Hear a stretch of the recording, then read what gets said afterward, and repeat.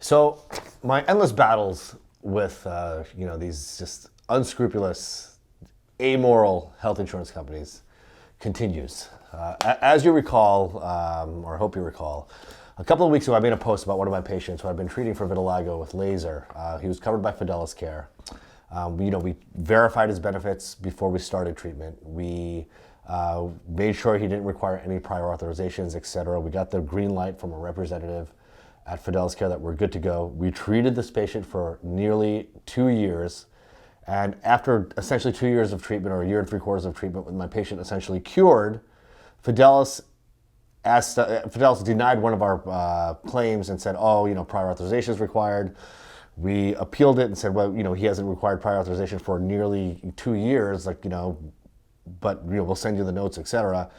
And they came back and said, we actually should never have paid you for any of these treatments. So basically, I treated their patient for 2 years, almost 2 years, after verifying benefits and making sure that this was a covered service that didn't require prior authorization. And then after treating him and curing him, hundreds of treatments over the course of a year and 3/4, Fidelis is saying, okay, now you have to pay us back all of that money, like $22,000 or whatever the case may be. So I appealed it, of course. They have a special investigations unit. Sounds very, very, scary.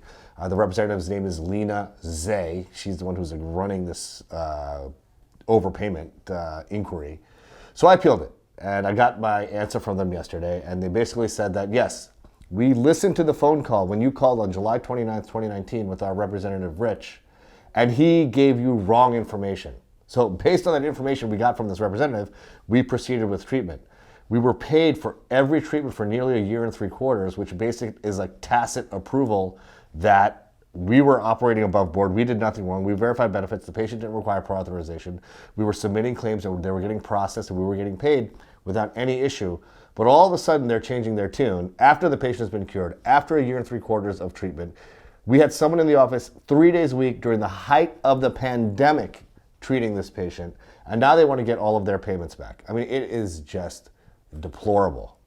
So their final determination is that I owe them whatever it is, $22,000 and change, and they gave the various ways that I could pay them. I could pay them all at once.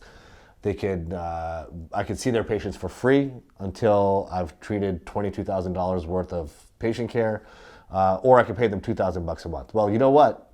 Fidelis, I don't owe you $1, I don't owe you a dime. And I'd just like to share with you my letter back to Lena Zay, of the Special Investigations Unit at Fidelis. And it's very important, if you believe that this is wrong, if health insurance companies are taking advantage of patients and they're taking advantage of doctors, it's very important that you don't just sit on the sidelines.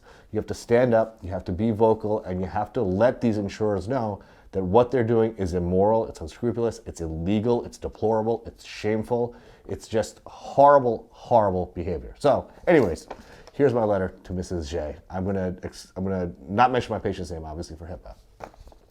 Mrs. J, the arguments you present in denying my appeal of my patient's purported overpayment are flawed, nonsensical, and essentially demonstrate that Fidelis Care entrapped me into treating a patient you insure with full intent of shaking me down in the end to recoup payments for rendered services.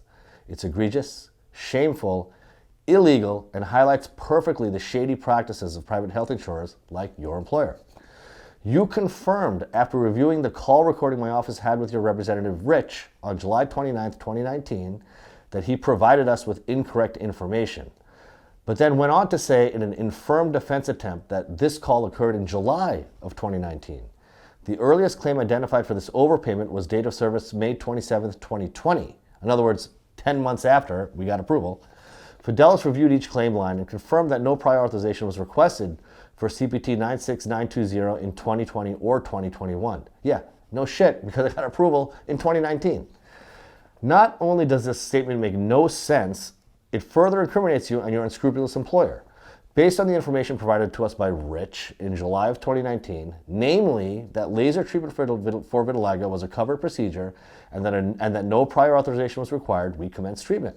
Further, all claims were paid without issue for nearly a 2-year period, further validating the information provided to us by your representative, Rich. In this context, what warped logic would dictate that we would seek a prior authorization in May of 2020 when we already verified benefits in July of 2019 and were told that no prior authorization was required? Doesn't logic dictate that if no prior authorization was required in 2019, as verified by your representative Rich, that the same would tacitly hold true 10 months later in 2020 and in 2021, particularly since all claims during that period were processed and paid without issue or any mention of a prior authorization requirement? Smells like a bit of an entrapment scheme, no? Now, nearly 2 years later, with my patient essentially cured, we received a notice of this alleged overpayment stating that we never obtained an authorization for 114 services going back to May 27, 2020. Again, we would never have commenced treatment if this were a non-covered service. Further, if we were advised when initially verifying benefits that a prior authorization was required, we would have most certainly obtained one, as is our customary practice. We did everything by the book on our end, as we always do. We called your company to verify benefits before initiating treatment. We operated under the direction of your representative, Rich, who confirmed that this was a covered procedure and that no prior authorization was required. If there's any blame to be placed, it falls squarely on the shoulders of Fidelis Care. Further, you state, and this is in quotes, as you are aware, Fidelis' online website, fideliscare.org, has resources for providers, including authorization grids for all Fidelis lines of business. CPT 96920 has been listed on all authorization grids as early as 2016. It is the responsibility of providers to regularly review the authorization grid for updates and changes to the pre-authorization requirements of certain procedure codes. We took the initiative to call you in July of 2019 to verify benefits for CPT 96920, 3 years after you say that it was listed on all authorization grids. Wouldn't you agree that calling to verify benefits is a step that is above and beyond merely checking a website? Isn't it the responsibility of your representatives to know your coverage guidelines inside and out and to advise your providers as such? Doesn't the word of your representative, an expert in all policies and their nuances, supersede all other available resources, including what may or may not be listed on a website? Moreover, shouldn't your claims department, who should also be expert in the ins and outs of your policies and procedures, have picked up on this oversight, in quotes, in 2019? Rather, they let claims get processed and paid without any issue for nearly 2 years. Seems a little bit suspect. Last, you claim medical records that were submitted with your appeal for a total of 114 claim lines billed under CPT 9690 were reviewed by Fidelis' medical director. Please note that the medical records did not detail conservative measures and also did not meet the MCG criteria for medical necessity. Blah.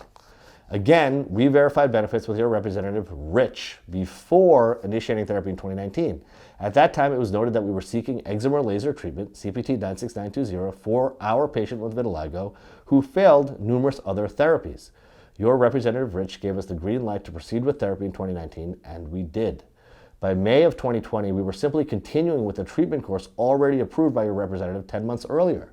Perhaps it is Rich you should shake down if you wish to recoup these funds. Poor Rich, I'm sorry, man.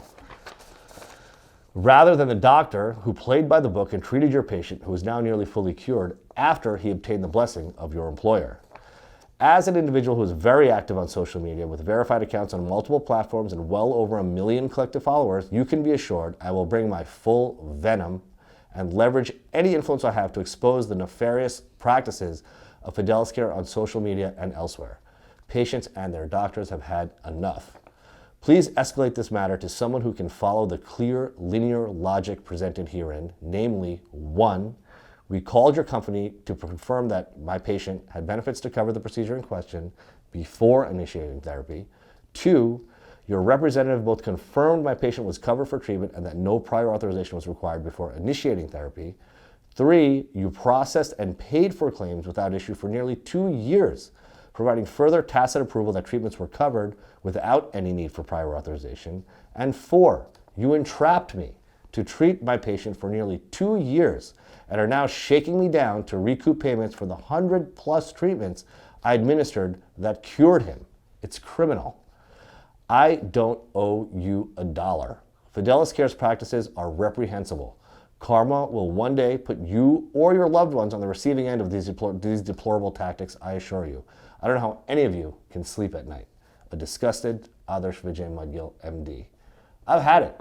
These insurance companies are purely criminal organizations that are shaking down patients and shaking down their doctors. It's time for us all to speak up. Let's get it.